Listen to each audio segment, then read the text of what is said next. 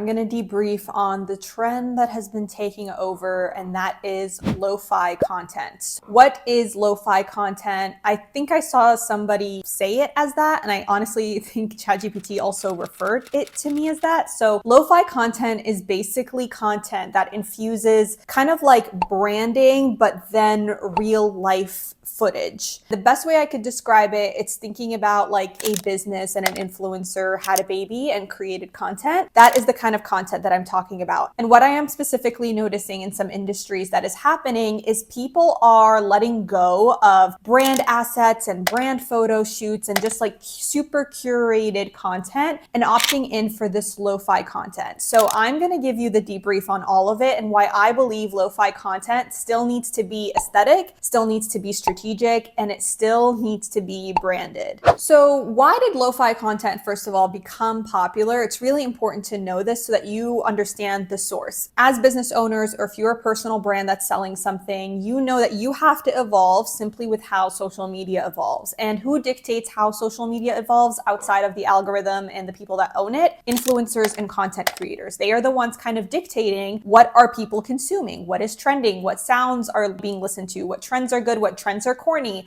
what aesthetics are people into. And so because of this, I think influencers originally had to start getting creative with, okay, I can't just post a picture anymore and that picture is me looking hot or me looking cute and that's enough. And so people started to want to be more authentic, more transparent. And so this is where them showing very strategic layouts of the behind the scenes of their life, the behind the scenes of their creator, lifestyle or their influence or what they're going through. And this is where kind of it breaks the fourth wall a little bit and you feel like, oh, this is someone I can trust. They're so authentic. They're so real. They're sharing this part of me. They're sharing photos of them crying. They're sharing this. They're sharing that. And I think similarly, what businesses took from that, they took the portion of the behind the scenes, the authenticity, the transparency, and they're like, how can I now utilize this? And because of this, it worked two ways with businesses. Number one, businesses were able for the first time, founders for the first time, are now being able to share content that deems their company more like a personal brand where people can see for the first time how things are done, how things are ran in the office. They could see the team behind the creations, the products, the services. They're seeing different parts and different angles of the company itself, which is great. The second part of that is where I think more towards entrepreneurs who took this kind of the wrong way. And I think it's actually harming their personal brand sometimes, where they are trying to lean more into the influencer kind of route versus the founder route. And this is where people have taken this trend and have seen this as an opportunity to still show the behind the scenes, the vulnerability, the transparency, the I'm a hot mess, the my life is in shambles behind the scenes, even though my business looks this way. And they are using this as a sales tactic. And because they're using this as a sales tactic, I think some people still see it as authentic and transparent. And most importantly, this part as well still is relevant, where we have never seen, again, businesses do this. The businesses that you've seen that are mysterious, when they're finally posting pictures of their partner, their kids, their real life, their daily hobbies, what they eat for breakfast, you're finally feeling like you know a different side of them. And that is kind of the heightened engagement that you're seeing. It's not necessarily because one is more curated than the other. It's simply because it's new, it's fresh, it's exclusive, and it's interesting. And it's something that someone hasn't seen before. Just like in the same way, if brands were to spend all of this marketing budget on insane shoots and collab with people that they haven't seen before and do these trends that they haven't seen before, it will still get a lot of traction, even though it's massively produced, simply because for the same reason, it's new, it's exclusive, it's interesting, it's bringing in new attention. So it's important that I give you this background so that you can see that this is still a strategic concept. It is not that one is taking less work, one works better than the other. It is just about thinking about strategy, aesthetics, and again, still thinking about the intentionality behind it. So with lo-fi content, again, it just feels casual. It feels like a FaceTime call. It feels inviting. It feels new. It feels interesting. It feels like, again, you're getting this like backstage pass. It's like you're getting this insider access to somebody's life. And I think what influencer creator culture has done is make this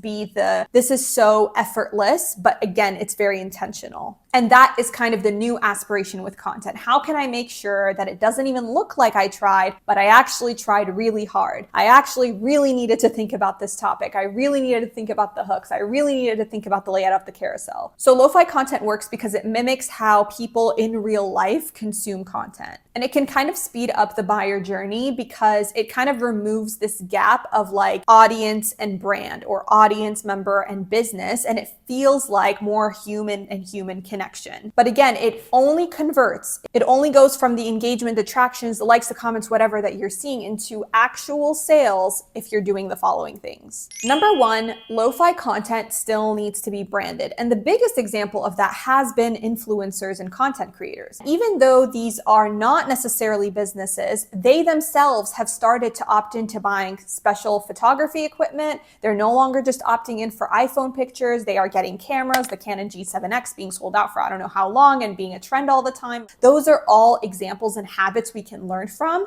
that it is a thing where influencers are moving towards highly captured content in the same way that you need to have high quality photos. So lo-fi content still needs to look like you on your best day off. And so for example, if you are posing every once in a while and like no makeup, hot bun, looking like a hot mess and showing that side of your transparency, that's going to get some engagement and seem fine, right? The first time around because it's new, it's interesting, it's exclusive, people haven't seen it before. But post it 10 times and it's not going to do any work. In fact, people are actually going to have more questions on like, yes, I feel for you, I relate to this is transparent, this is vulnerable, but can I trust you enough to pay you? That is the question you need to be asking when you are consistently opting in, not just for this type of content, but very specific types of content and the way that you are positioning yourself. Because unlike influencers who get paid to be themselves, get brand deals off of themselves in business, if you are someone that wants to scale your business, it's really important that people are still seeing you as somebody that they are not just watching for aspiration or entertainment in the same way that we do for influencers. People are watching you because they're trying to pay you. And so that is the question that you still need to think about, is at the end of the day, if people see enough of me in this light, if that is all that I'm presenting as, are people still feeling enticed to pay me for this reason? Or will more questions be raised around like, okay, if this is actually what's happening, how does it work in the day-to-day business? What happens when I paid this person? What happens when I'm going through X inside this offer? What happens when blank? And so your content still needing to be branded isn't just about like the logos, right? It's also thinking about, can you stick to the certain color schemes, similar font styles, but also thinking about what values are core to your brand, what elements are core to your brand, in the sense that you can share them in different areas in different ways and experiment with this lo-fi content strategy. But how can you do it in a way that still ties back to your personal brand and doesn't feel like I'm sharing things all over the place? So the best thing you can do is get inspiration from founders and other companies, because they do such a good job at portraying the company as a personal brand, as human first, and creating that authentic and transparent connection. But it is still just the right amount of authoritative and respectable that you are willing to buy a product from them, or you are willing to invest in a service from them. And this is because the founder still knows that there are elements that they won't share and won't ever share,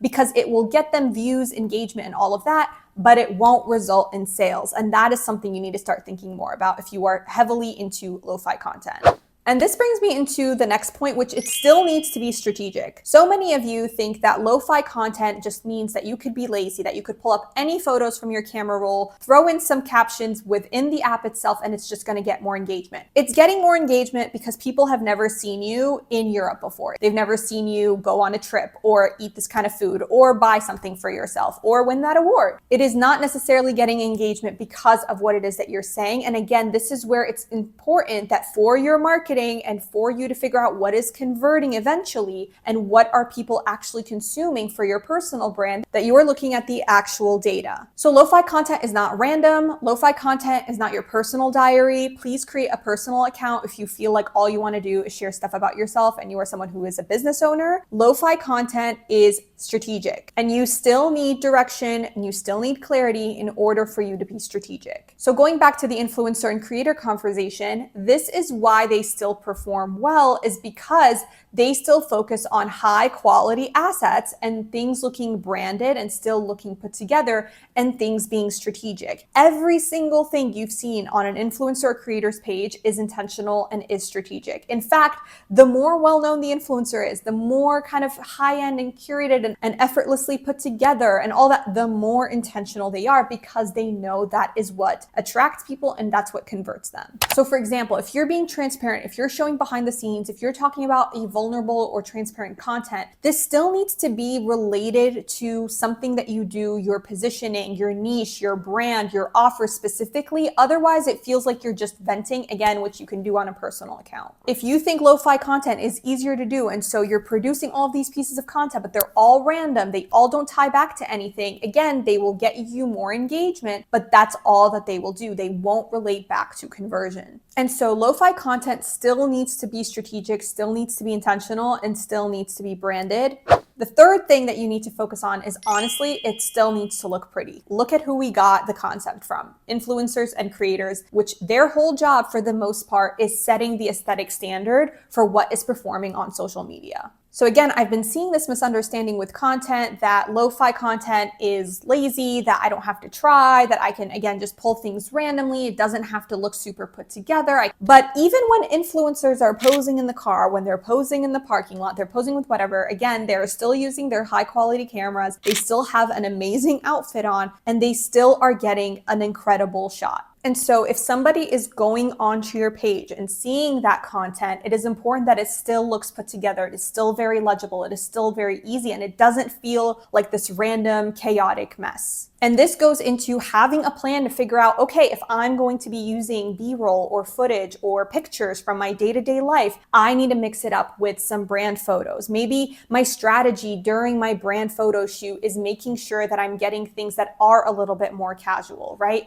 Or thinking about a different approach that works well with my brand. Or my personal favorite is using the high-low approach, where if I am using an element that would be deemed as like lower effort or lower curation, I will pair it with something that's highly curated. So if you're using a brand photo shoot, maybe thinking about a topic that you can pair it with that seems more authentic and transparent. If you're using a day-to-day picture, making sure that the branded elements still make it put together, polished, and professional. With lo-fi content, the thing that I want you to walk away from is this. Start looking at inspiration outside of your direct industry, because the people in the industry that you're in are still new to it, and honestly, a lot of them are not doing it correctly. Look at product-based businesses that have founders as kind of their face, and then also making sure to look at what are they posting, but what are they not posting. That's number one. Number two, pay attention to how many influencers or creators you're consuming that you actually resonate with the style of the content, not just what they talk about, not just the formats they put out, but the style, the aesthetic, like the putting together of all of it. And I guarantee you, most of them have a clean layout. It's put together, it's well thought out, it's intentional, and it is more curated than you think, even though it looks effortless. I want you to kind of do a quick audit on your recent content pieces and think about, again, is it branded? Is it strategic? Is it following kind of an aesthetic? And most importantly, I want you to think about how many of it is leaning towards influencer